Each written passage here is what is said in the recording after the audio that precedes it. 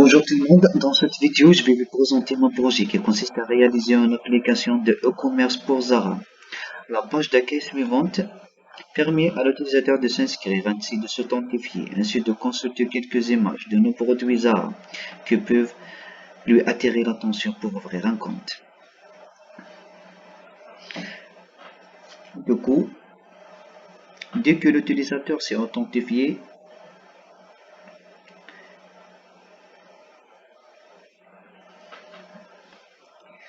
il aura la page suivante.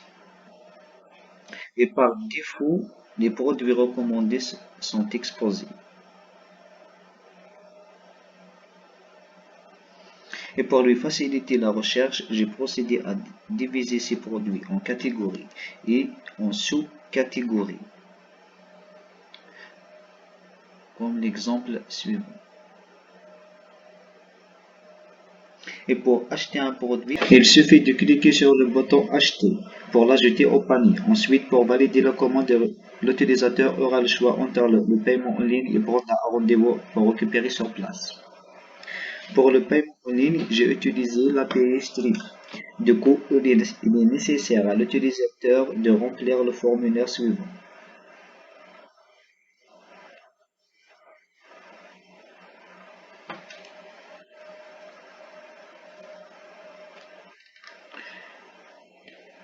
Et vu que l'API Stripe détecte la validité du numéro de carte, je vais utiliser le mien.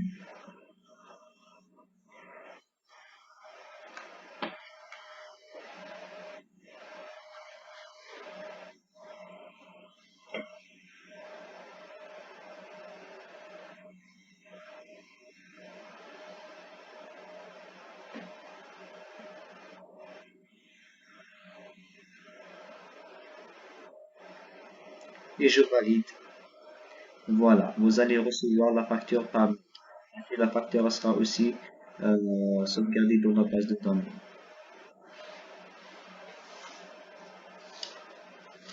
Et dans le cas de récupération sur place, l'utilisateur doit prendre dans le créneau suivant en choisissant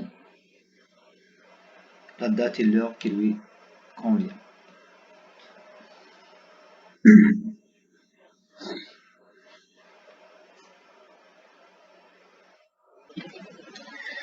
Et pour le système de recommandation, j'ai ajouté ces deux fonctionnalités, les produits recommandés et le produit le plus visité ou aimé, et aussi les produits en promotion.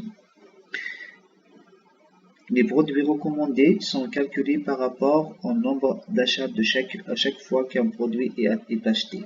J'incrémente le nombre d'achats de ce produit. Et pour les produits les plus visités, sont calculés par rapport au nombre de j'aime. Aussi, j'incrémente le nombre de j'aime à chaque fois l'utilisateur clique sur le bouton j'aime.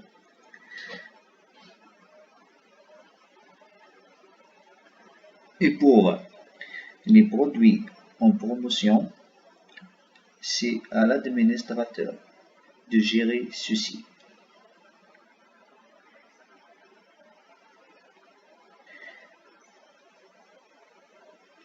Et si le produit n'est pas disponible dans le stock, on sera informé par une boîte de dialogue de JavaScript nous indiquant que ce produit n'est plus disponible.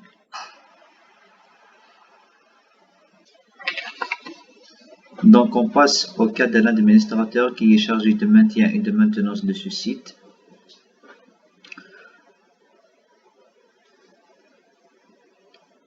À ce titre, l'administrateur pourra apporter des modifications comme l'ajout des catégories, des produits et de ces catégories,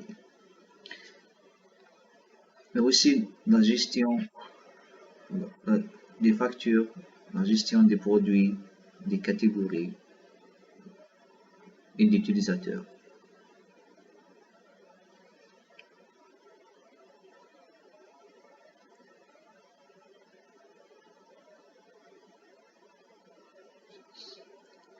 Par exemple, pour ajouter en catégorie sac.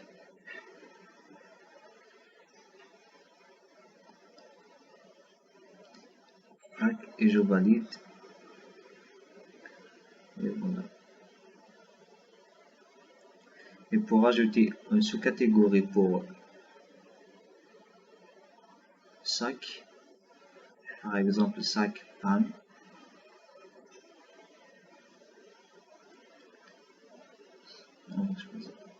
et on valide.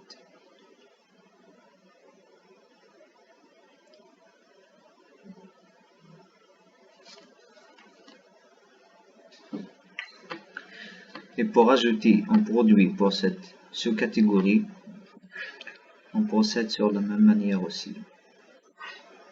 Sac noir pour femme.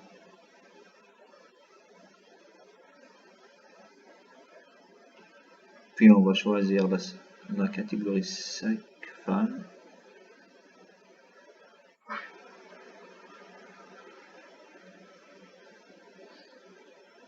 Puis on ajoute un identifiant pour les photos. Ça peut être des chiffres aussi. Et je vais chercher en photo un sac femme.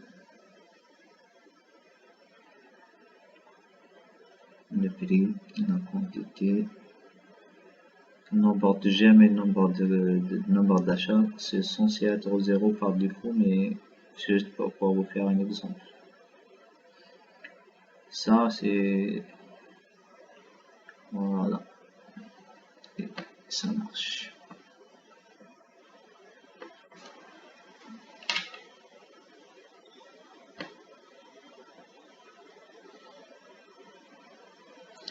Puis si on veut modifier ce produit, on va dans la gestion, on cherche le produit, on clique sur le modifier.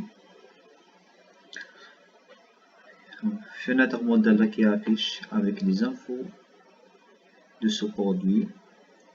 Du coup, on peut apporter des modifications si on veut.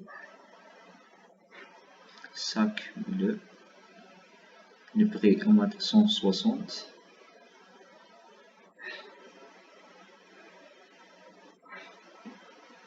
Et on valide. Puis on revient.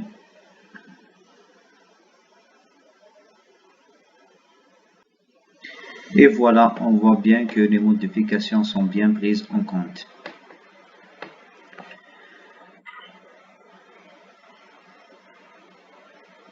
Et si on veut supprimer ce produit, sac 2,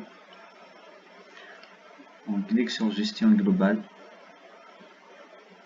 puis on cherche le produit, sac 2, puis sur supprimer et OK.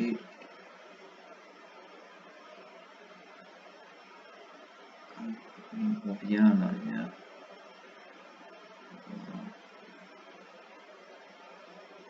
On voit qu'il est bien supprimé. Aussi, si on veut supprimer cette catégorie sac femme, on fait pareil, gestion globale, non, puis catégorie,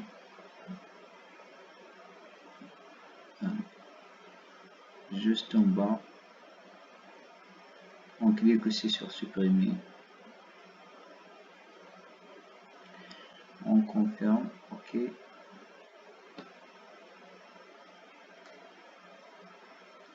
On revient, là si on clique sur sac, il n'y a rien.